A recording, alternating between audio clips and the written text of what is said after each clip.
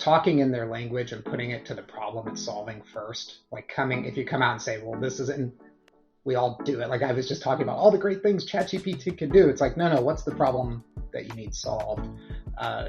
That's where to start, and then finding ways to solve that. A lot of times it's not a sophisticated tool. Half the time it's like, do you really need to be even doing this thing that you're doing, or can we just not? Like, do you have to have this approved every time? If you approve it every time, right? Do you need that step? Yeah, it's an educational journey.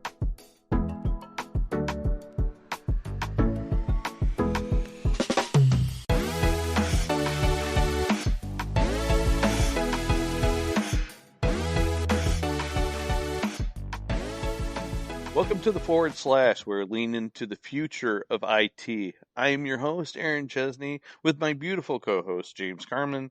And today we have with us Matt Coatney. Today's guest is a seasoned technology executive, entrepreneur, and advisor of over 25 years of experience in AI, technology, and business. He's held leadership roles across a range of industries, including life sciences, energy, law, finance, and logistics, and has been instrumental in the launch of more than a dozen commercial products. Matt's career has spanned everything from founding and advising startups to working hands-on with companies at all stages. He's helped build sustainable business models, secure funding, and launch innovative products, all while guiding teams on how to solve real-world problems using technology. So, Matt, tell us something we don't know about you. Something you don't know. I am an avid skier that discovered it later in life. The first time I was skiing was 25. I was about 50 pounds overweight, and it took me about an hour and a half to get down a bunny slope. So I've come a long way since then. I always find that the use of skis can actually negatively impact the rate of descent. So, if falling and rolling down the hill seems to be something. Yes. You would think all you have to do is slide down the hill. It's just right, that. Yeah. It's that stopping at the bottom that can be troublesome. Yes. Oh, I've had that issue before. Yeah. There's a couple times that tow rope became a clothesline.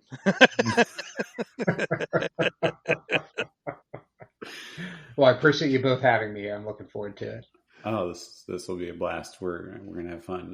One thing that I think that's kind of an oddity at least for me, right? I mean, I've known you for a little while, Matt. You work for a law firm. It's kind of an odd duck when you think of like IT, but maybe fill us in a little bit there. Like, what are we missing? Why would we not think of a law firm when we think IT? Yes, well. And to be fair, I thought the same thing when I first stepped into the legal industry.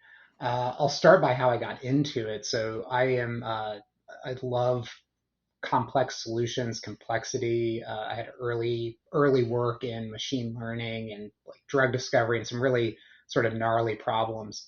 And so I was drawn to those kind of fields. And interestingly, legal text, like the case law and statutes and all the documents that lawyers produce, it turns out it's a really hairy problem to get insight out of those. And so I was actually sort of drawn into it for the intellectual challenge. But fast forward where I'm more on the administrative side of IT in a law firm now, and people joke, it's like, so you head IT for a law firm, what do you have, like 2-3 people? Like, do you handle support calls? How does that work?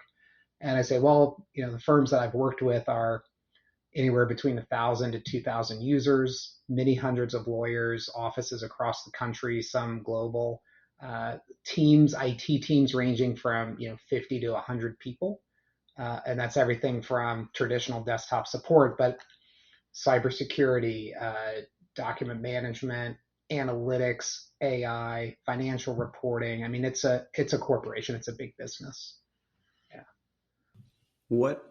So you mentioned that kind of the nature of the text and the documents. What in particular makes that a gnarly problem? What is special about the text of legal documents, and what is it? The mixture of the Latin, is that part of it? What is it? One might think, no, it honestly, from what we found, this goes back to some of the early days of machine learning. Uh, a lot of it's keyword based. So you'd extract concepts out of documents and looking for frequent use of terms and things like that. And the problem boils down to the way lawyers like to write, which is 90% of content that really doesn't necessarily say much. And it's almost like filler to, like, it's the standard language that's in every contract. So it doesn't really mean anything at some point. But then tucked away is, one term of art that may be mentioned once or twice in the document, but is critical to the outcome, right? And so trying to piece all that out and all the jargon and the language and that kind of stuff wrapped together, it's a hard problem. Yeah, lawyers end up taking the fun out of everything. Even Santa comes with a clause. Oh wow! Okay, so we're starting the dad Oh, jokes already. there you That's go. oh my goodness! Wow. Okay.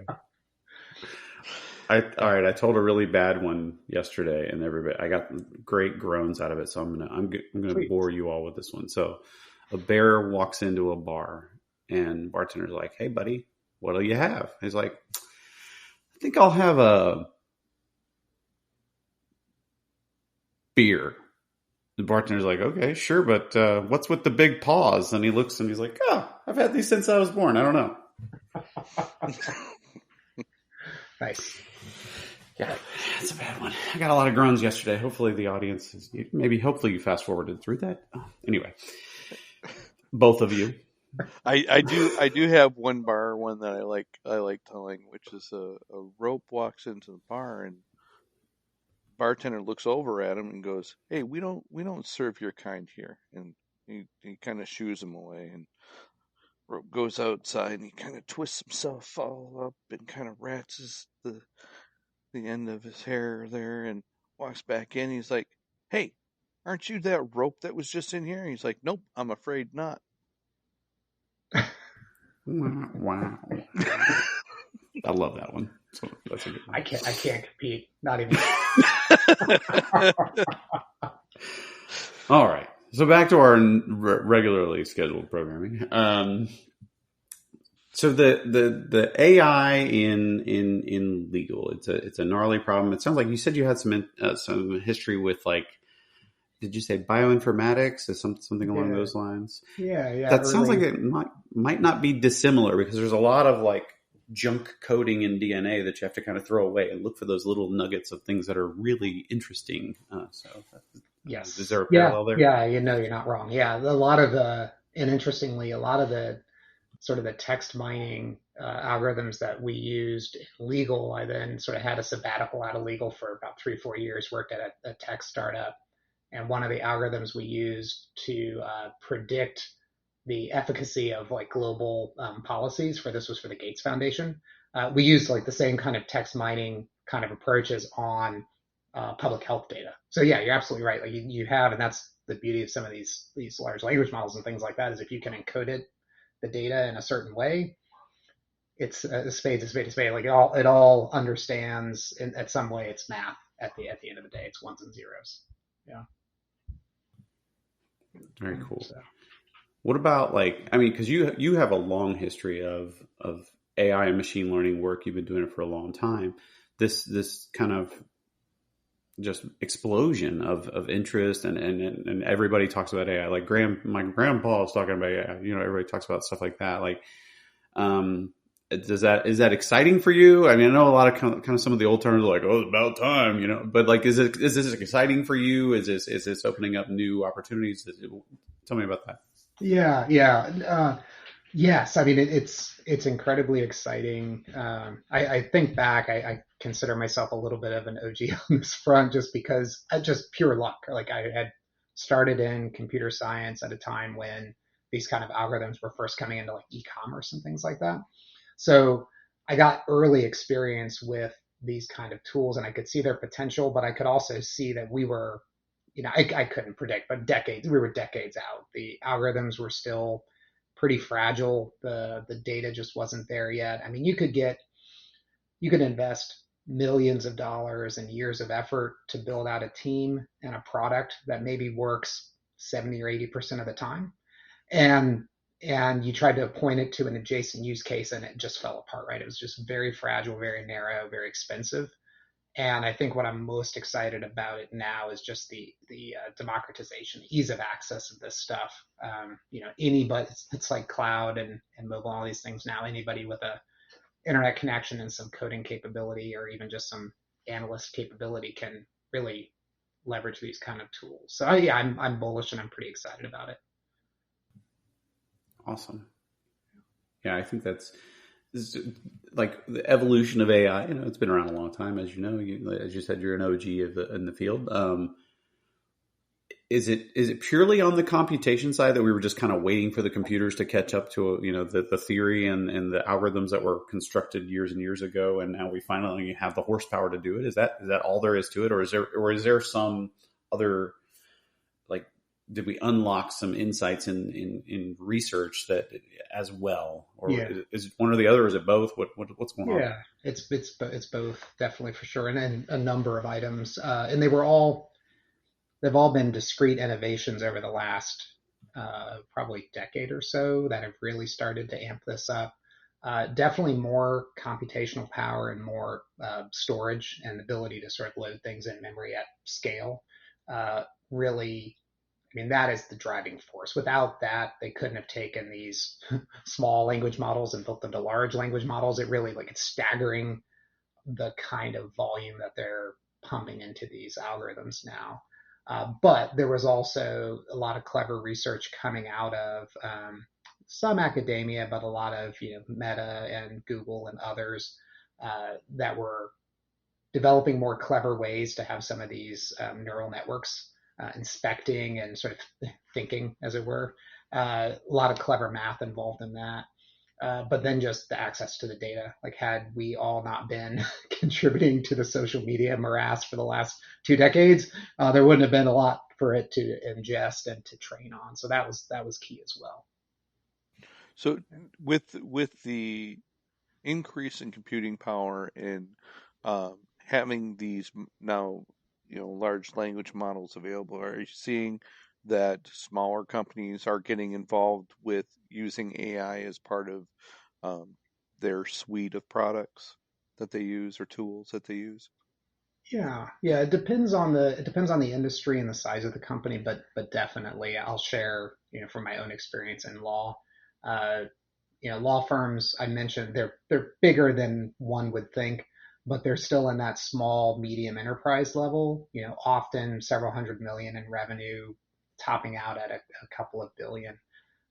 So good resources to do things, but these aren't Fortune 500 companies. And I will say that a lot of the medium to larger law firms are at a minimum looking at purpose-built generative AI tools. They've been using things like predictive coding in e-discovery, which is looking at large volumes of documents to say, is this responsive to a discovery request or not, analyzing contracts. So there are purpose-built products.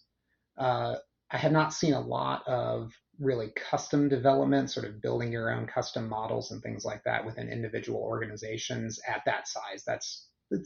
There's some R&D and experimentation around that, but you're not seeing, again, they're not tech companies in the traditional sense. They're not going to sell these products. And so you see less of that until you really get to the high end. So would you let AI write a contract for you?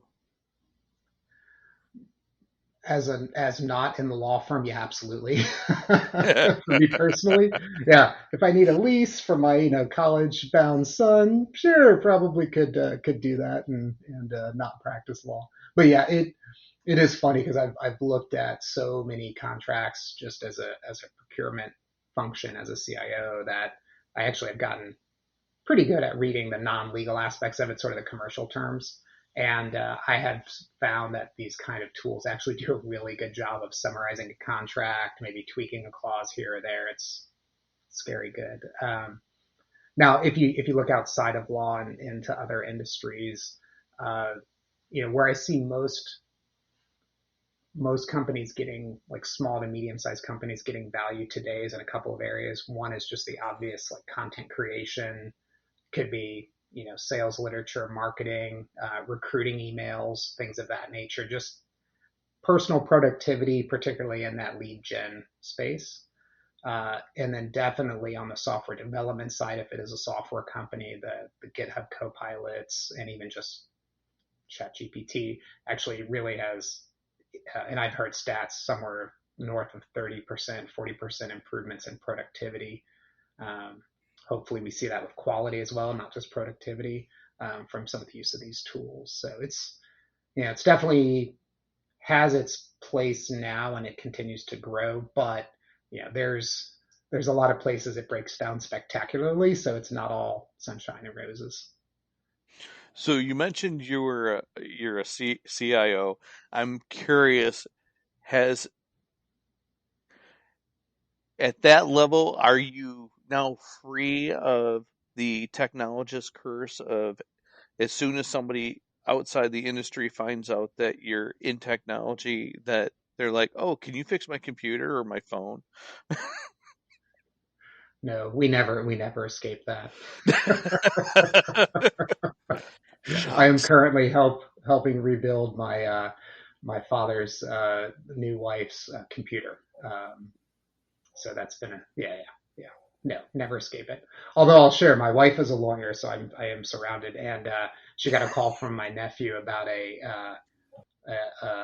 what was it, an offer on a house going south and needing help with that. And my wife's like, she does family law, and she's like, I have no, but I you should talk to an attorney, just call, not me.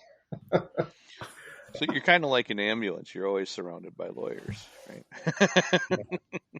Yeah. Nice. Well done. Well done. I like that. Yeah, I had a situation where I used ChatGPT to create a little contract, a personal, one-on-one situation where we needed a contract, and I had it generate. And I do have a friend who's a lawyer, and I was like, hey, I don't want to overstep, but is there anything I need to make sure that's going to be in this contract? Or he's like, he's like, yeah, I'd be happy to look at the documents. I sent it to him, and his response was like, I'm not really happy that ChatGPT is this good at this. Like, it actually did a pretty darn good job. I was surprised that he said that. I was like, I thought it was just going to be some like rudimentary, but no, he said it actually did a pretty good job. There was one thing it omitted, but he's like, just tell it to fill this in, and I gave him. And he's like, man, I think I might Yeah, be and out of a it's job. been, and I think this is going to be the same for a lot of, uh, I'll say, professionals, white collar kind of positions, because you know, we all, and I would say software developers are the same way, executives are the same way. We aspire to the most high value, high cognitive tasks that we do. And we think that that's our job and that's how we define ourselves. But then when you actually look at the day, and I do this myself, right? I look at my day, I'm like, well, my day is a lot of lower value manual tasks that are just have to get done that, maybe eat up 60%, 70% of the day. If you can automate or simplify a lot of those and streamline them, then you free up more of that time for the real value add. Because like with lawyers, right? Like the drafting of a standard contract is not the epitome of the value that they bring, right? They know those obscure instances. They know where those have gone south. They know why this particular example is bad because da da da da. That's the experience that they bring to the table. That's what you need. That's what clients want to pay for. So it's this, and that's a continuation, right? I mean, you guys have been in software development for companies that are looking at ways to digitize and streamline and automate things, even pre some of these recent tools. So it's a continuum in my mind. So one of the things that I think is interesting. So you're a technologist in a business with a clientele that is not known to be technologists. I mean, they're debaters, they're arguers, they're researchers. How does that kind of change, like working with a non-technical audience? Yeah. Uh, I will do you one better. I will say it is a non-technical audience that in most cases in large law firms is very egalitarian and not top down, not hierarchical. So from a change management perspective, and that's when I think of non-technical, I think more of what's the change journey. There's an education element to that for sure, but then there's also just building the awareness and the adoption, and it's a grassroots guerrilla adoption kind of scenario. You're in a large law firm, there's literally hundreds of different sort of fiefdoms or practices that roll up to practice groups that roll up to the managing partner. And so there's this whole structure, but at the end of the day, it's one partner makes a decision whether to use something or not. So I think some of the things I've found to be helpful is one is just being how to phrase it. Talking in their language and putting it to the problem it's solving first. Like if you come out and say, well, this isn't, we all do it. Like I was just talking about all the great things ChatGPT can do. It's like, no, what's the problem that you need solved? That's where to start, and then finding ways to solve that. A lot of times it's not a sophisticated tool. Half the time it's like, do you really need to be even doing this thing that you're doing, or can we just not? Like, do you have to have this approved every time? If you approve it every time, right? Do you need that step? So that's streamlining and so forth, and then getting into just the normal technology we have, and then finally into the automation. But yeah, it's an educational journey because I'll share some stories, not from my current firm, um, of lawyers that have struggled with copying and pasting from one document to another, meaning they don't know how to copy and paste from one document to another, or how to attach a file to an email and things of this nature. So yeah, there's a spectrum there, but I will say that this probably goes for everybody, though. It's not just lawyers. Technology has evolved so fast that unless you are, even if you're a technologist, but unless you're a technologist, like you just don't stand a chance. And I think people think the younger generation will be better than the older generation, but I'm finding that not to be the case. Um, I was talking with a colleague yesterday that there is this sweet spot, of which I'm looking at, you two are in this sweet spot with me, where we grew up not yet digitally native, but sort of digital curious and digital tinkering. And we really, like, it was all pretty shaky ground when we were working with it. And we had to really learn, really understand it, get immersed in it. And I think we stand a better shot at keeping up. But young folks that are like my kids that are digitally native, they've got an iPad in their hand since they're two, kind of thing. Like they haven't had to go through a lot of those learning lessons. And a lot of them I find in young lawyers and young professionals in general, they're not any more tech savvy than a partner that's 55, 60. Yeah. Yeah, I don't know if I've talked about this on the podcast before. I know I've talked to some people about that before, that I think, it's a bit of an injustice that, with the era that we grew up in having to deal with command prompts and in self configuration of just an operating system just to get, into, like, when I first started using Windows, you had to type in Win 3.1 in order to launch Windows, right? And it was like, in now it just comes up automatically for you, and it's like, so you have no concept of that there's something underlying, and you don't get that kind of core knowledge of what the system actually is and how the pieces fit together. You just kind of take it for granted that, yeah, I just kick open the computer and there it is, and so I think there's a lack of fundamental understanding, and it's like, unless you've gone through the pain of being like the first ones through the door and starting to sift through the horde of information and technology, then you don't get the appreciation for the clean house, right? It's Correct. kind of Yeah. abstract analogy, but Well, I'll share that I recently toured one of the local career centers in town, and I was blown away. Like the sophistication of the programming that they developed, the size of it. This had like 2,000 students, and they had all different kind of disciplines, but they had a programming track. They had a PC support track. They had a drone on unmanned systems track as well. And they were doing exactly what you just described. They were learning the fundamentals. They were tearing things down. They were building them back up.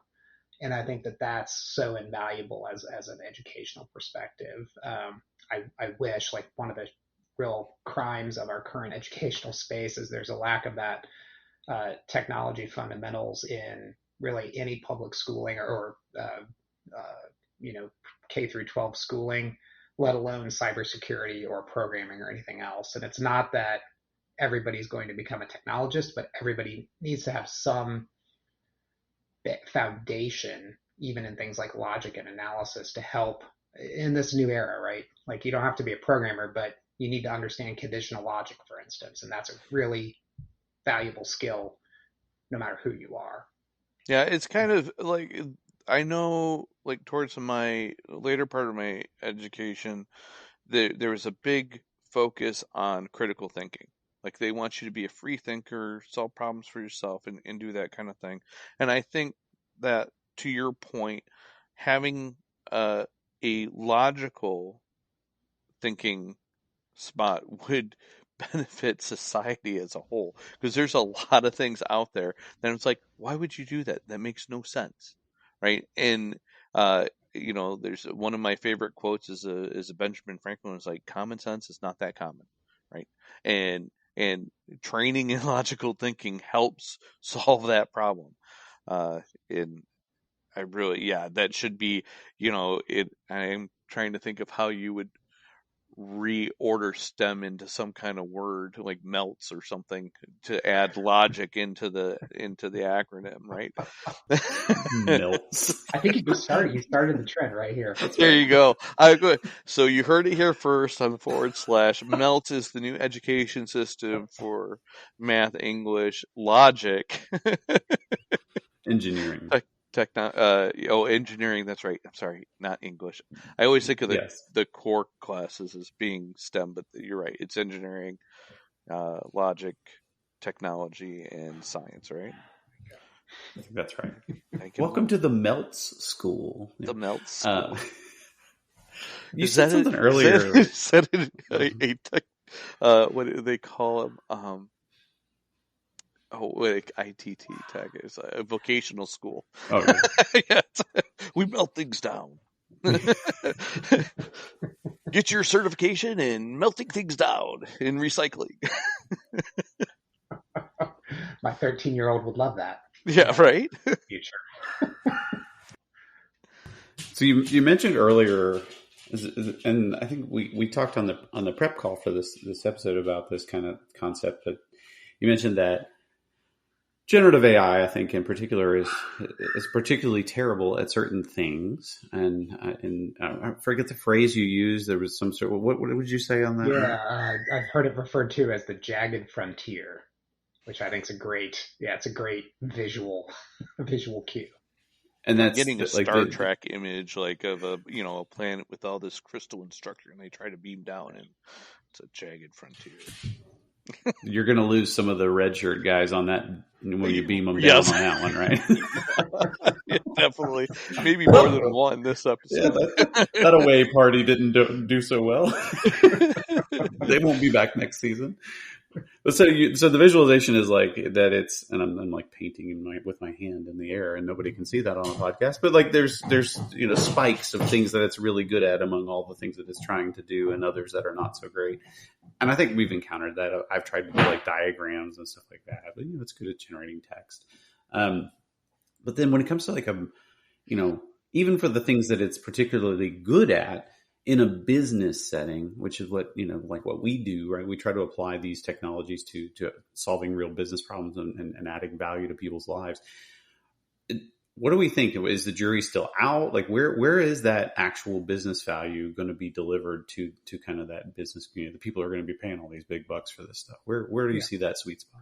Yeah, no, it's a great question. And to carry on that jagged frontier concept, like, it used to be easier to describe these tools to business people, and that's part of the challenge. So yeah, I used to liken it to, you're walking on a mountain path and as long as you stay on that path and it's straight and narrow, you're good. But you take 2 steps the wrong direction and down you go. Like, that was very much the experience of some of these older machine learning technologies. And then you fast forward to ChatGPT, and it's like it feels like I'm this wide open field, and I can just go any direction, and it's wonderful. And I'm like, it's sort of like that, but then every 10 feet or so, there's a sinkhole, and down you go, and you can't predict where. And so that's part of it. Is you part of the difficulty of applying this in a business sense is businesses need certainty, they need consistency, they need risk management and reduction, all those kinds of fancy things. And that's hard to do when you just don't know when it will succeed and when it won't. And it does so in through my own experience, it does so in weird ways. Things you would expect it to be able to do well, it can, and then just one little tweak of the prompt and off it goes.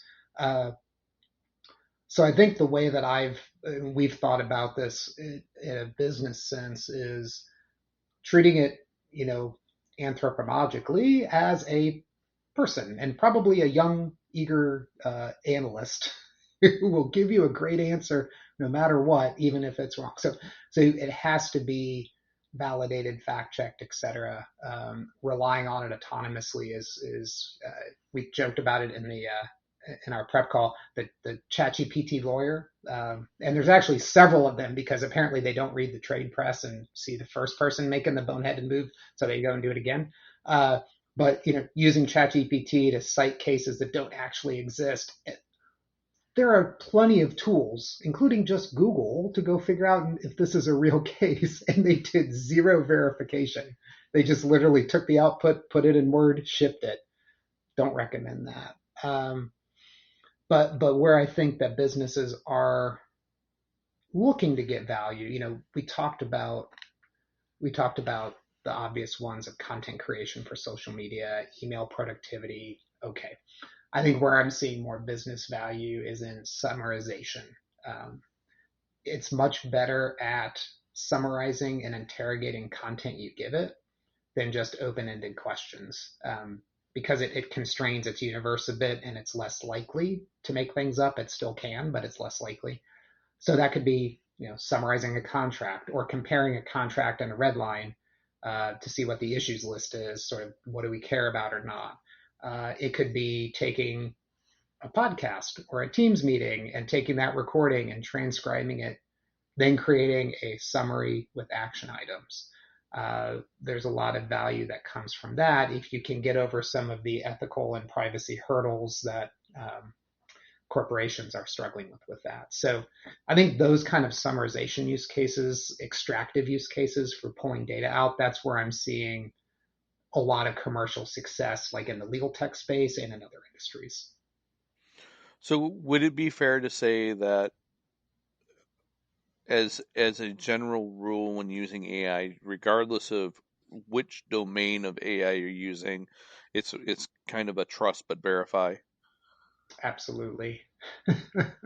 or yeah, very tentatively be skeptically, possibly it's okay, then verify. Yeah. Almost paranoid. Yeah. Which is tough, by the way, in the industries that I think could see the most value in it, like health, law, all the text rich fields are also the ones where you need a high level of trust and certainty in it. Um, but I point out humans are not 100% accurate, right?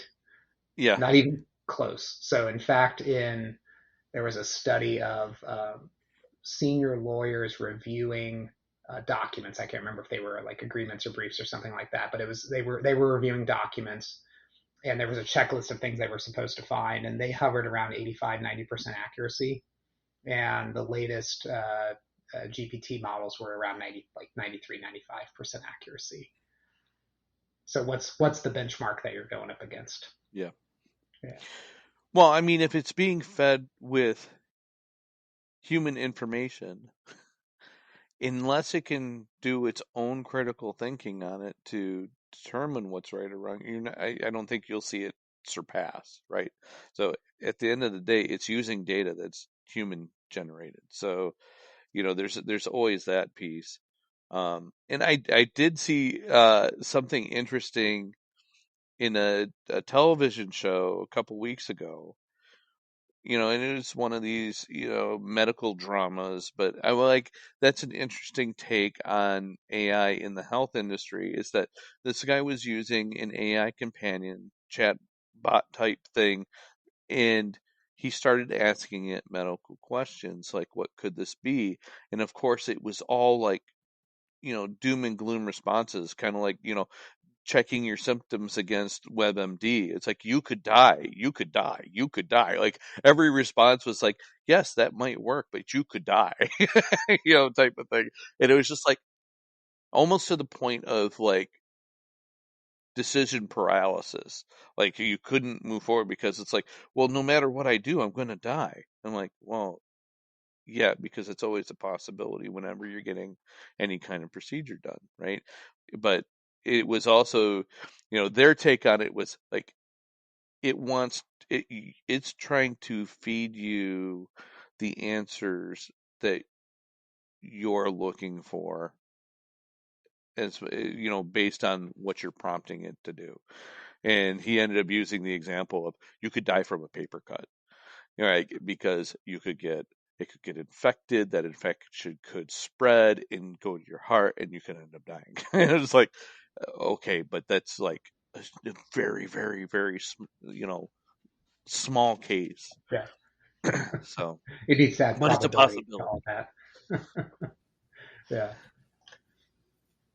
Yeah, you were talking about like the people being able to verify and those sort of things in a business setting. I know some companies are like, I need to understand why my system told me this answer. So kind of like that.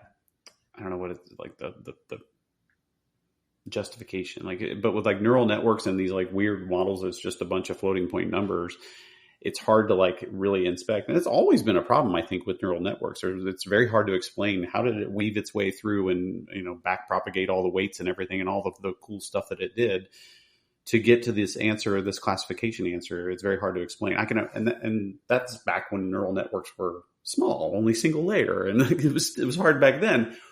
How hard is it now? And is there anything? Are they solving that problem? Are they making that better now that we have higher compute power? Is that a thing? Yeah. No, it's a great area, and it's unsolved, and I don't have a good sense of how quickly they'll be able to solve for that.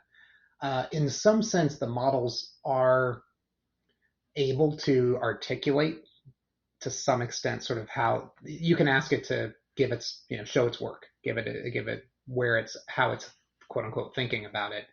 Uh, but in terms of tracing it back, and most importantly to like where's the source of that content coming from, is it trusted, is it verified, um, that is where it breaks apart, it falls down. And so one of the things that, if you've ever heard of RAG, it's retrieval augmented generation, which is basically like take this answer and run it through a search engine and check everything, and then like fill in the correct answers, or vice versa. You go get the content first, and then use that to build your answer. So both directions. That's one solve for it, but it's not elegant. It's tough. It has its own issues. Uh, I think the traceability to the source content is probably as valuable as anything else and the hardest to do, because to your point, once all this data is ingested into the model, you lose any sense of where it came from. And there's great examples of, or not great, terrible examples of, you can ask all the image generators, the different ones, to create a picture of a CEO, and 2 years ago it was old white male on every example because, hey, it was looking at the biased training data. And then some of them got a little bit better, but you can tell they were trying to prompt engineer around it to try to solve for that. But then you go just one hop over and it's still giving you the old white guy. So there's, I think transparency is going to be critical to that. And you've seen, OpenAI and these others pushing back hard against that. They're fighting the IP battle. They're licensing some content or agreeing to licensing deals, but they don't want to go down that path. So I don't know how we solve for that, to be honest. Yeah. Yeah, we work with some clients that are highly regulated industries and those sort of things, and that's often the fear is like, I got to be able to tell our auditors how did we arrive at this conclusion, and with this black box thing, how can we even do that? And so I don't know. I just thought that was an interesting aspect of the kind of the problems that we're running into in the AI space nowadays. And from a legal aspect, is there anything like copyright or trademark involved with stuff that AI is generating? Yeah, this is where I'll put the asterisk of I'm not a lawyer. I do not represent my firm, but I'm happy to pontificate on it. Yeah, I mean it's uncharted territory. It's really unsolved for. There's no case law yet. There's sort of nothing's gone to trial and been settled or been decided that would other people could point back to. But clearly, like they have a weak leg to stand on. And it's similar to some of the music, the music companies of yore and things like that. So I think what will ultimately happen though is they obviously have they need to win. Like they need a positive outcome. It's not like they can just pull that content out of their model and be fine. And so where I think they will land, as they have in other kinds of disputes like this, is coming up with some kind of reimbursement scheme, and basically like people get some royalties for their content being used. If I had a crystal ball, but I think that's one of the conundrums of you don't know what it's sourced on, so you don't know whether it's legitimate content. It's why it's so important, again, not to take it verbatim, because it could be verbatim text. It often is not. But I'll share a story. So my oldest is a senior in high school, so we were filling out the Common App, and one of those Common App prompts is to write an essay, and they give you like 7 options, right? So I had started to type into, I think, Google Docs. I had started to type in the question, or no, it was in ChatGPT. I started to type out the question, and it like knew.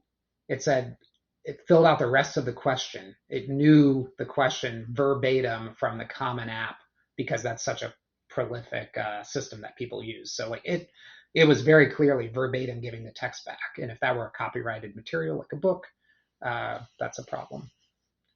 But yeah, Aaron, the other thing that we found is privacy. So like that's with content coming in. But if you're writing code for a company, or you are generating proprietary content, like if you're using ChatGPT and feeding your content into that stuff can go right back into the model and could show up in somebody else's. So I think it was Samsung maybe that like forbade their developers from using it.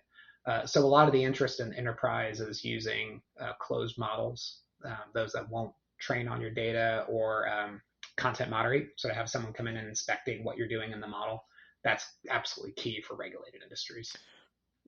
In would hosting your own um, language model within your domain so that it's not going outside, would that be another workaround for that knowledge sharing of Yes.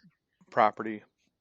Yes, yeah. There's a couple different ways you could, if you had a tech savvy enough team or a development company that you work with, you could bring either bring an open source model, and there's some very good ones out there now. You could bring that into your private cloud or Azure AWS, etc. Another option is to go with a corporate friendly uh, LLM or a generative AI model. Like in legal, there's one called Harvey. There's also CoCounsel and these other products. It's a SaaS solution, so it's vendor provided, but they're used to working with regulated industries, so they'll create basically like a private database or a private instance just for you, and it doesn't cross contaminate. So there's ways to get around, but it's not going to be $20 a month like ChatGPT. Right. Yeah, Now, is It's going to that be more like hosting your own database type of absolutely. scenario, right? Mm-hmm. Yeah. now for those type of products? Are they evolving your model, or are they really just maintaining it like kind of a context history of for a private context history and kind of augmenting your searches with that? I don't or conversations.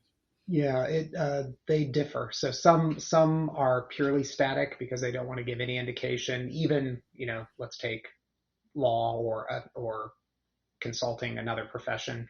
They don't want content from one client being cross-contaminated with content from another client, right? Because that's confidential information.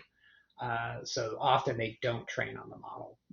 But there are, they try to learn, they want to learn your behavior, your habits, who you are, because one of the things that I've felt strongly about since the early days is the more context you have about what someone is, who they are, and what they're trying to accomplish, the better your responses can be. They're a senior lawyer in this office versus a first year associate. They know the type of law that you practice, and they're going to be much more intelligent about their responses. But it's that balancing act of how much are you as a user willing to give up to share in order to get better quality results, and that's always been the tension.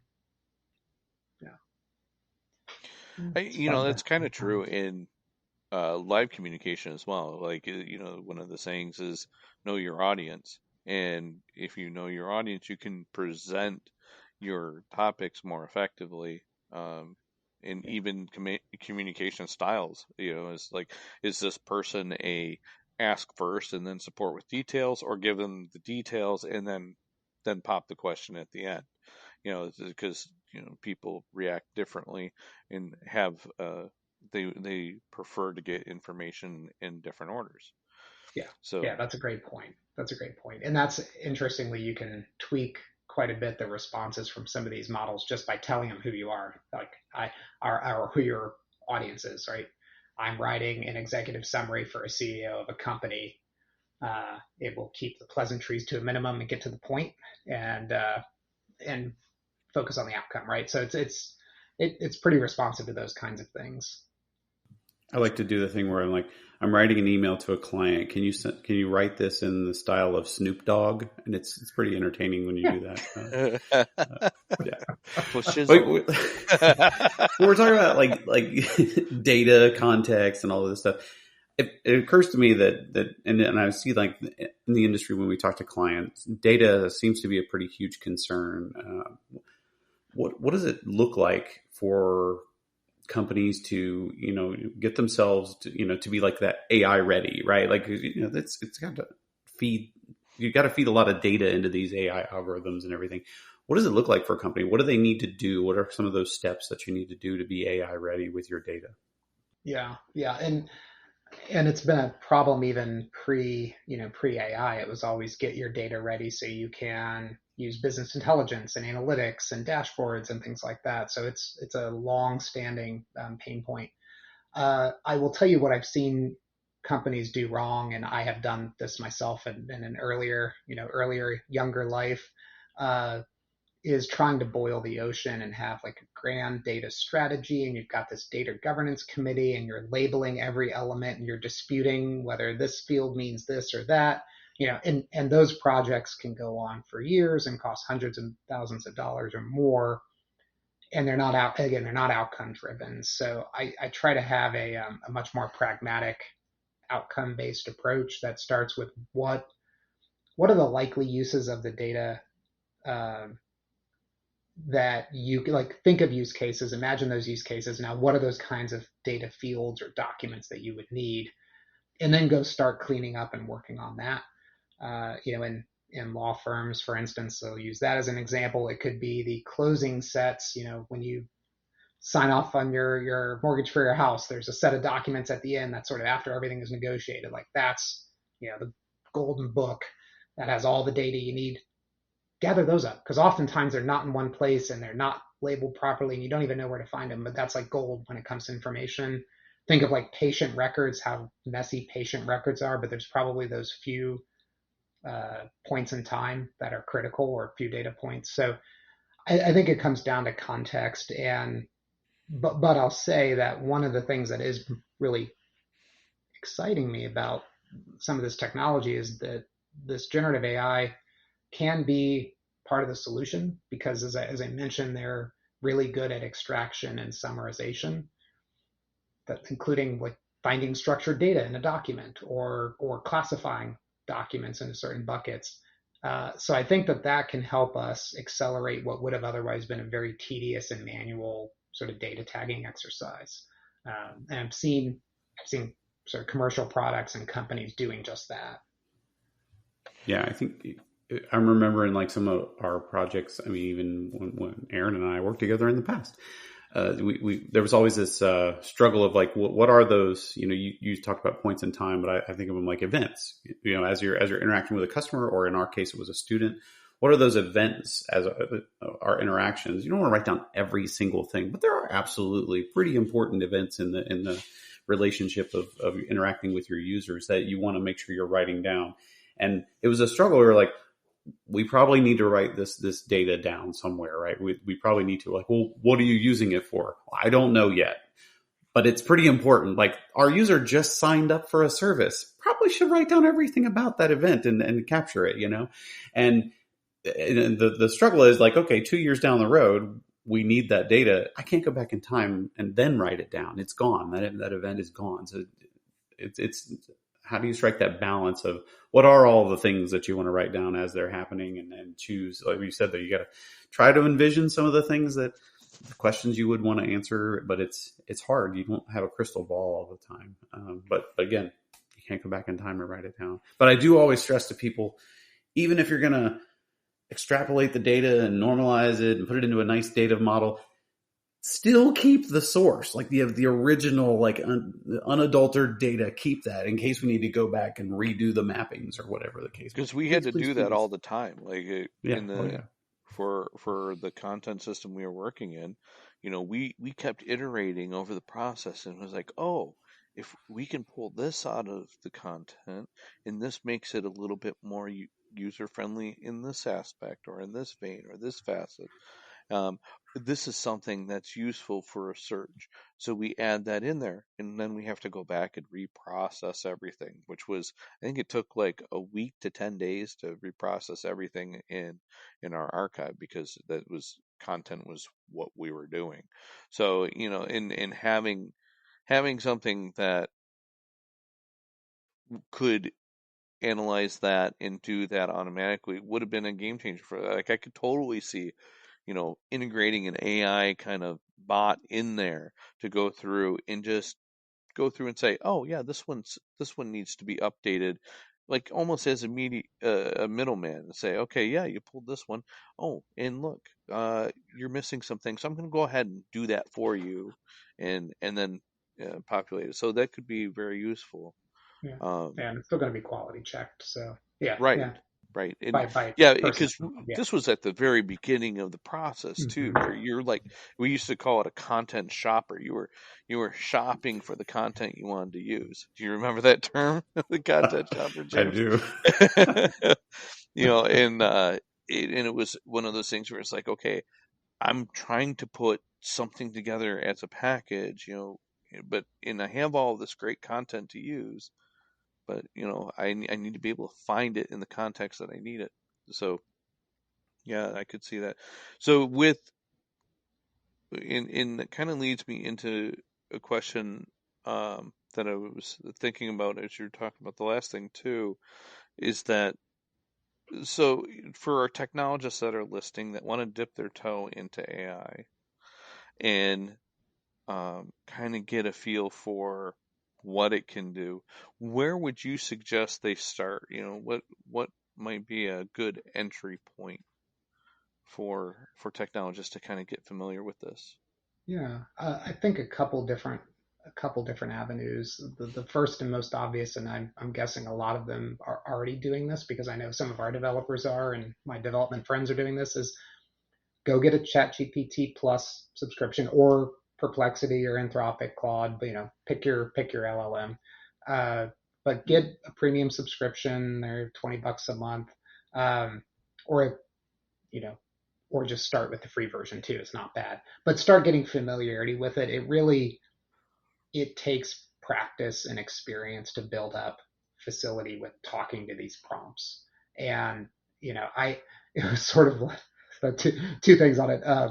It's a little humbling when you've been working in it for 20 years, like I have been, and then I step up to like the blank space to write a prompt for ChatGPT, and my first chats were like, I probably have them in my history. They were just terrible. Like you know, they were vague, they were short. I wasn't giving it any guidance, etc. Like I was not being a good delegator.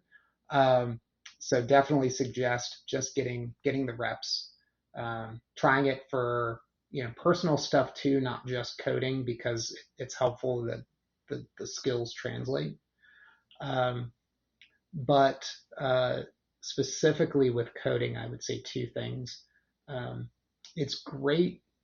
I have found it's great for someone like myself who's not a strong coder and sort of dips in and dabbles, but was a developer for years previously. Like it is an accelerator for me because I remember enough to know what I want to do, but I don't remember all the functions and the syntax and that like specifically. It's great at that acceleration of helping me, shake those cobwebs loose and produce code. It's also a great tutor. And back to that point about like the struggle and figuring things out. One of the things that I think these kind of tools will be great for education for is it is very much able to, and it often does it without prompting, explain the rationale of why it did it, tells you about the libraries you're using. Here's why this logic works this way. Here are some things you should think about for error handling. It's very good as a tutor for all levels of coding capability. So I definitely encourage just tinker. And then the second thing I would say is because the ultimate real value of these tools is going to be plugging them in to applications and workflows is get an API key, pay $20 for credits for some tokens, use a small model like the GPT-4o mini or whatever, or even an open source one. Just start getting experience interacting with it in a programmatic way, because that's where everything's at. So, and everything I just said is things that our developers are doing at my current firm, to sort of ramp up from an R&D perspective. Nice. Yeah. And one thing you mentioned, prompt writing. I think I've talked about prompt writing before. Is that I find, because I'm kind of in that first step. I'm looking to get into that second step where I've been tinkering with different AIs out there and practicing writing different prompts, and integrating it into my IDE that I develop with. And now I'm starting to look at, okay, maybe I want a language model on my system that I can start playing with and sending instructions to. But I did find that when I was writing prompts, that it's kind of, we've been trained to use search engines, and with search engines you look for very specific, very few terms to try and narrow your search, and the AI prompts seem to be the exact opposite. The more detail and description you can put into your prompt, then the better your result Yeah. is. Do you find that that's an accurate statement? Absolutely. Yes. Yes. Yeah. I would. I relate it to delegating to a team member. It, and I have done some engineers don't make great managers, I've discovered. So it took me years just to get decent at it. And that's a Did you hear question that, that's James? questionable. Oh, shots fired, man! Harsh, Wow. harsh. But I think I'm well aware already, so I'm pretty self aware when it comes to that. Thanks anyway, Aaron. Thanks. Well, we build. Let's say we build those muscles. It's a muscle you can practice. Yeah. But delegating, like, yes, just go do this. Go write this piece of code. Write a function to do this. You tell a programmer to do that. You tell ChatGPT to do that. You're going to get so results. So to your point, yeah, the more specific, the more granular. Tell me what success looks like, kind of thing. The other thing that's really it's very meta is you can ask it to write a prompt for you, like write a good prompt for me that does this, this, and this. And in the prompts that it generates sometimes are a page long, right? And it's, this is, you're an agent, you're this purpose. Then here's the steps that you do. Here's what success looks like. Here's an example. Uh, yeah, it's pretty cool. So what's one of your favorite, like, kind of tips and tricks type thing when it comes to prompt writing? That whole write a prompt for me, I love that write one for me thing. What are some other like ideas that when you latched onto, you're like, oh man, this is night and day different. It's much better results. Yeah. Definitely, as I mentioned earlier, like that context and persona, like telling it a bit about who I am and what I'm looking to do. is one of those. One of the simple things, but can get lost, is start a new chat, start a new thread every time you're sort of switching context even a little, because all of that context of your thread starts muddling with the large language model the more that you go and the more sort of further afield you go. So don't treat it like a text with your family or friends that just keeps going and going and going. Start new. Um, Beyond that, though, I mean, it's definitely that point of putting more detail in it and telling it what you want as an output, right? Being very explicit about that. And Aaron, you're right. The more, the better. I've also found if you're trying to, and gets a little bit different, but I've used it to try to go a little bit more like brainstorming and sort of shifting more toward like lateral thinking, help me think about things differently, or novel concepts and things like that. It can do a pretty good job at that, but it's very sensitive to the prompt. So if you say something, look for examples like this or this, every one of its examples comes back with like that sprinkled in, right? I'm looking for health and climate tech. So everything says health and climate tech in it, and it's not sort of pulling anything else outside. So you have to be careful. Can be sort of literal to what you're asking it for. So maybe you don't give it examples of what you're looking for. Correct. Yeah. Sometimes it's like you could give an example of what you want the output to look like, but in your tee up to it, like I am looking for, sometimes should be as general as possible if you're using it to brainstorm new ideas. And then you could give it an example of what the output looks like, but you still want that to be more open ended. So again, it's sort of contradictory, but yeah, if you want a precise answer, more context, more detail. If you want it to be a little bit more creative, I'm doing quotes there. I know it's not creative. You can be more general about it. The other thing I'll say too, just to finish the thought, is highly underutilized, and I'm just now starting to use it more, is the multimodal, meaning giving it an image, using the voice mode. I had this is geeky, but I read Scientific American. It's a guilty pleasure. They have these numeric puzzles every issue, and one of them I was a little bit like I'm stumped on. So I took a picture of it, put it in ChatGPT, and it solved it with like 5 steps of like, here's what this pattern is. Here's the number that's incorrect. Here's how you would replace that number and why it replaced. And I was like, we're done. We're doomed. But that was just from a picture. That's all I sent it was the picture. Nothing else. And wow. Skynet went live. Yeah, that's right. Plug me into the Matrix now, and I'll just be eating steak forever. Yeah. And I can do that really well, but if I ask it for like an itinerary in Venice, forget about it. So right. I took a class on generative AI or something. One of them, Andrew Ng thing on somewhere, Udemy or something like that. Anyway, they talked about the notion of like 0 shot, 1 shot. So that whole notion of like telling it like, this is what I want the output to look like. If I was giving you this input, this is what the output should look like. And I was pretty amazed at how much it improved when you give like, here's an example of what I'm looking for with this prompt. And it's like, oh, okay, I get it. And then you ask your real question, it's like it can learn from that and figure that out better. I thought that was pretty interesting. And that just kind of blew me away. One thing I saw, I think it was on X. I'm trying to learn to not say Twitter anymore. I saw on X the other night, somebody posted the output or their prompt maybe of what they said, but it was like, ChatGPT, can you tell me something about myself that you think I wouldn't know? That was pretty interesting to get the answers that it was able to like introspect like our conversations, and it told me some things. I'm like, that's pretty interesting. I didn't really make that connection about how I've been interacting with you, that you can gain that much information about me. Pretty scary. It's kind of like Googling yourself, isn't it? Yeah. I don't know if I'd want to go down that rabbit hole. Yeah, well, it was enlightening. Dark place. It was pretty flattering, honestly. It was, you want to think about long-term effects of things, whatever. I don't know. But it was interesting though. So I thought I challenge everyone to try that out. That was a pretty interesting question to try.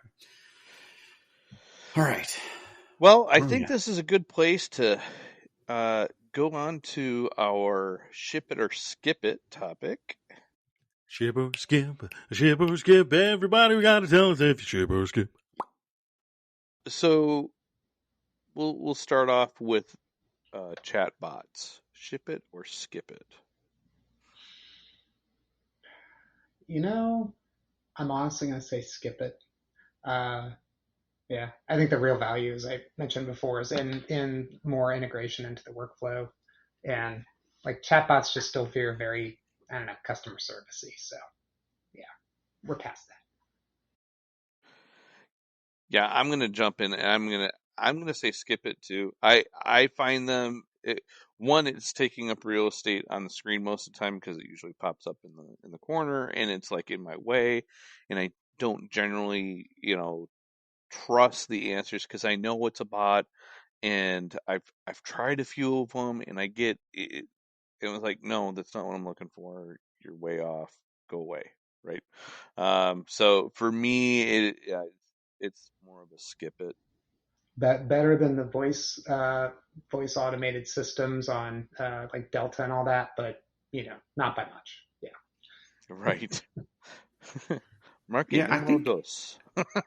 I'm probably skip it in its current like state of the art because I have found that the experience is not great. I found there are a few here and there that are like, well, that was kind of cool. That saved me time. That enriched my life. But those are very few and far between. So I think it's just in general right now, it's just not quite there. And I'm agreeing with you on the Delta stuff and all that. It's like it reminds me of like the when Kramer from Seinfeld he signed up to be on, of course this was old, movie phone. You remember back in the day you had to call in and Yeah. get your what movies are playing, and he signed up to do that, and he's like, press 1 if you'd like to hear times for Schindler's List, and press 2 if this, and they were like pressing the buttons, and he didn't know what button it was, and he's like, why don't you just tell me the movie you want to hear? So it just reminds me, like, is there somebody like, is Kramer on the other line? They're that bad. All right, so the second one, this was we had a conversation the other day, and you brought up in the prep meeting yesterday, actually, autonomous AI based agents. Where are you at on that? Yeah. Uh, Boy, I wish there was an option C, but just sort of that depends because I'm a consultant, so everything depends. Yeah. I mean, I think in most cases, skip it. I think to your point in current iteration, uh, there, especially if you're trying to use some of these generative AI models or more statistical kind of models, um, like give you a good example. Back to the other one of chatbots. There was a Ford dealership. I don't remember where, somewhere in Middle America, that put like a ChatGPT interface in front of their sales department, and someone went back and forth with them negotiating and got ChatGPT to agree to a Ford F-150 for $1. So autonomous, no. I think with enough guardrails and traditional sort of deterministic systems around it, yeah, absolutely, you could come up with an automated workflow for approvals and things like that that might use LLMs as part of that mix. But yeah, to like do a negotiation, no, we're not there yet. We'll get there, but not yet. Yeah, I think I'm more on the skip it side, and I think it's more dependent on what you're having the agent do. Like we use some form of this in like our build processes with things like Sonar and things like that. There, it's not really AI based; it's more rules engine based. But I could see something like that being useful in your build system if it's a narrow set that's based on um, you know uh, things like that where it's doing some checking and giving you back suggestions in your processes, but as it has to be very, I think, very very narrow usage. So for me right now it's a skip it. I don't think we're there yet. Yeah, I don't know. I think I would go ship it just because I do think there's promise there. But I think right now, the state of where it is currently, it's kind of that's not so great. I do think what you said, Matt, on the mixture of more discrete, here's the process, or here's the exact algorithm you use to do that, mixed with some kind of fuzziness of generative AI or whatever, might be interesting. I think absolutely some traditional machine learning type stuff mixing in with those agents would be fantastic, right? Anomaly detection or something like that would be great. But the fuzziness of generative and especially when like that, what do they call it? Is it called like the temperature parameter when that's turned up where it lets it get more and more creative and less predictable? Yeah, that might be a little fuzzy and maybe lead to selling an F-150 for $1. How much do they have? Well, I want one of those TRX Ram trucks. I wonder how much I can get it to give me. Sell me one of those for, because I can't afford one. We'll make it up on volume. It's okay. Yeah, exactly. All right, cool. Next one, Aaron. Right? AI generated art. Ooh. Um, I go I go with ship it because I just sort of love it for my own use. But yeah, I mean, there's all sorts of IP as we talked about. Like that's being sourced on real artists' work. It's cutting into the copyright. It's cutting into like the copy business and graphic designers and things like that. I think Upwork, which is a freelance site, came out with a study that showed like rates dropping, 20%, 30% since ChatGPT came out because it's getting more competitive. So I'm mindful of the downstream implications of it. All that said, like just personally, it's pretty amazing what it can do. Um, so I think with those asterisks of if you think about all the externalities and you're mindful of that and come at peace with it or accommodate for it elsewhere, then yeah. I don't know. What are your guys' thoughts on that? James, where are you at? I would. So like art, like if if I'm going to go to a museum and put something up on a wall, probably skip it on that. But entertainment, like my example that I shared today in our Slack was somebody said, this is how you use AI. And it was like, what if Game of Thrones was filmed in a trailer park, and there's a whole video that has all of the characters, like their faces adapted to look like they lived in a trailer park, and like the dragons were alligators with wings, and it was awesome. It was so entertaining. So I think it can be very entertaining, the things that you can generate with AI. So I'm gonna ship it on that level, like, because I could not stop laughing at this video. It was awesome. The song that went with it was great as well. So if you have a chance to Google it, it was very well done. But yeah, from like art, I'm with you. Like it's being based on other things. But I do think that, you're in the legal field. My understanding is that most of the precedent is based on the case of finders versus keepers. I think that's what they're all referring to on that. Yeah, most of the case laws hinges on that pivotal case. Well, they point to, it's like, well, we're using open source libraries, and it's like, yeah, but those open source libraries, how do you know that content was stolen? Clearly, if you dig even just scratch the surface a little bit. But I bought it at a pawn shop. Yeah, it's got to be legal. I will say, I did that for one of our staff meetings. I asked GPT to create an image of an IT department in a messy server closet in the theme of Muppets, and it was terrific. So I flashed that up on our team meeting. So that was a good one. That's great. I'm a ship it if you're willing to do the work, because I think I found that if you have a creative concept in your head and you're trying to mold it using AI, it's a very helpful tool, but requires a lot of like prompt massaging and that kind of thing to fine tune, your vision into it. But I have I've written songs with with AI, and I've dabbled in a little bit of the drawing stuff. I think it might be a great way to get like game assets out there, Mhm. um, especially if they're 2D. 3D is not quite Not there there yet. yet. That Yeah. needs some work, but definitely there's some really cool things that can be done. Like if you're looking like for background music, you could generate some really cool stuff. Um, and 2D uh, type of art, I think it would do pretty well. But make sure you're looking for extra limbs and things like that. The sixth finger. Yeah. Yeah. I've seen all On your kinds right of. hand. I've seen some weird things come out um, of AI generated. But yeah, I think if you're willing to do the work with the prompting and reprompting in several iterations, I think it's a ship it. Just say it's an abstract. Isn't that what Picasso did? There was things all over the place, right? Oh, I might Uh, try that. yeah, it's an abstract. There was one on our Slack this morning that somebody.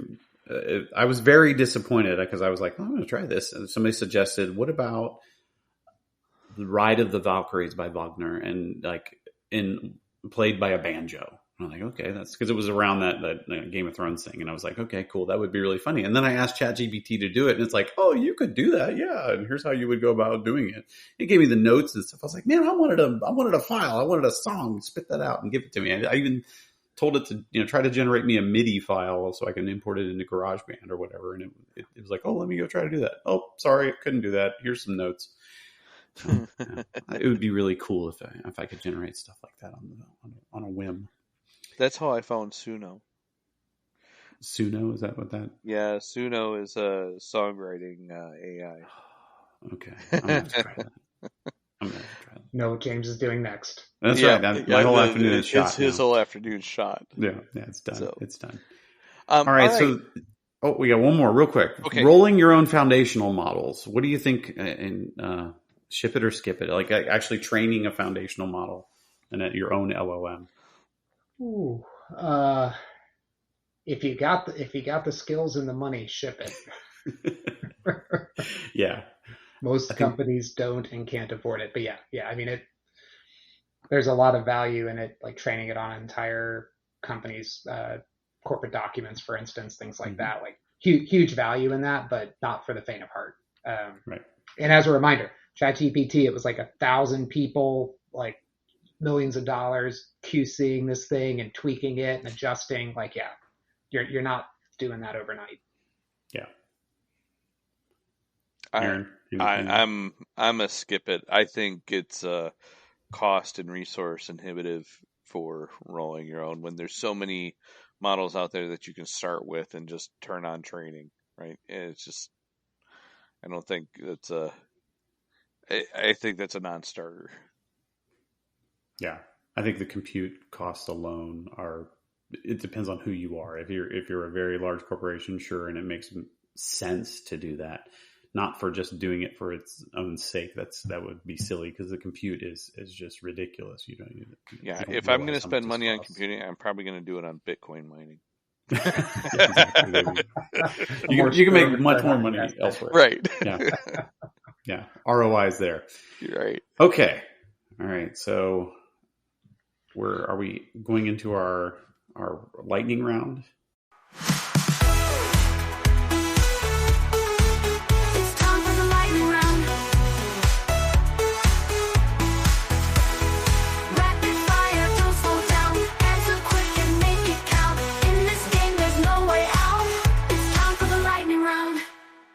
All right, so starting off the lightning round. So the lightning round is going to be a series of 10 questions that we ask you in a rapid fire fashion. We will alternate in between the asker. And these are very important on how you answer these. We are looking for short answers. No explanations are needed. And some of them do have a right and wrong answer, and you will be judged heavily on your responses. So with all of that build up, James, would you like to start us off this time? Yeah, so I mean, we really like to do the hard-hitting questions on our lightning round. So Tapas or pasta? Tapas. Invisibility or super strength? Ooh, gotta go invisibility. Godfather or Star Wars? Star Wars. And I confess, can I say this? I've never seen Godfather. You can say that. I can say Let me make you an offer you can't refuse. that. I get all the references, not you. What's the most boring thing ever?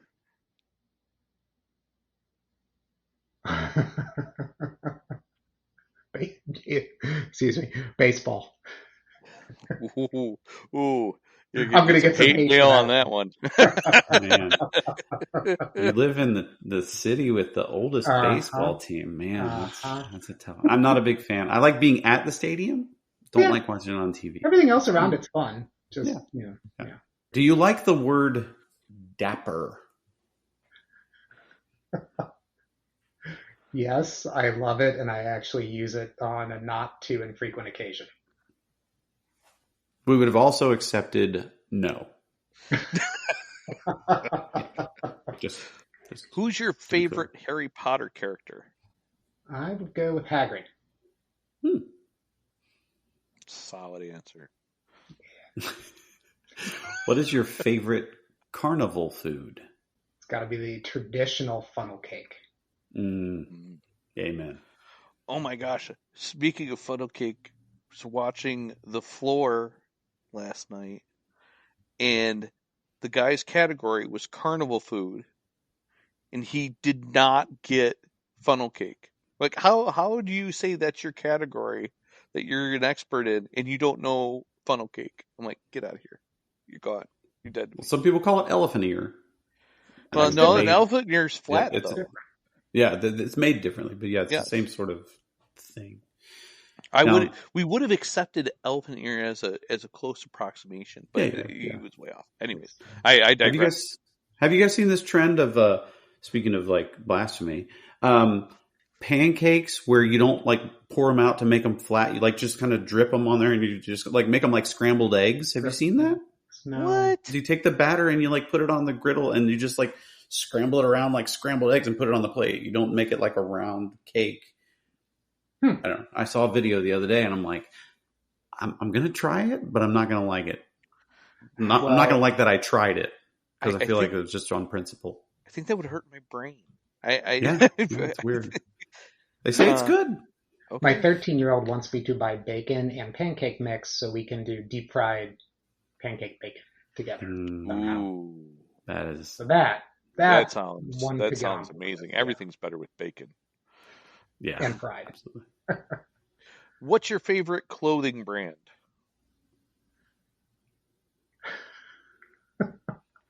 I'm an engineer. I don't have a favorite clothing brand.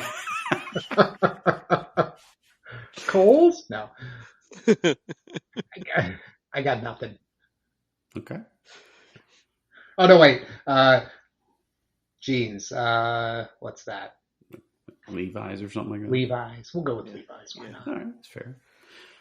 What was your last Halloween costume? And that's not necessarily last year, but the last time you wore a Halloween costume. What was that? I was the no. Hold on.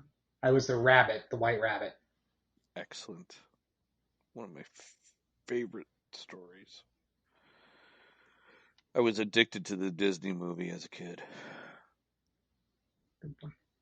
For a journal, paper or computer? Computer. Yeah. I think that should be paper, 10. Right? That was 10, right? Yeah. I think that was 10. But I think it should be paper, but I feel like I would lose the journal itself, and then I would be, I'd run out, and then I'd be gone somewhere, and I'm like, I can't. See, well, I've been trying to take notes for like my interactions with clients and people. I have a notebook, but of course, I left it at work, and I don't have it today. So I'm really feeling a little like out of place. And I hate the fact that now I'm going to have 2 notebooks because I had to start a new one. Now I got to carry 2 notebooks with me until I get all the way through it. It's just, it's a whole thing. So I'm with you on the digital. I can't focus to do it digitally. So the paper is calming. It's more zen for me. So it's very zen. All right. Are you ready for the outro, AA, Ron? Thank you to our guest, Matt Coatney, who's been a wonderful source for AA knowledge and in working with that. My beautiful co-host, James Carmen, and our staff that puts all this lovely stuff out on the web for you to listen to. Please subscribe, click the like buttons, do all the funky things that you got to do. And this has been the / where we lean into the future of IT.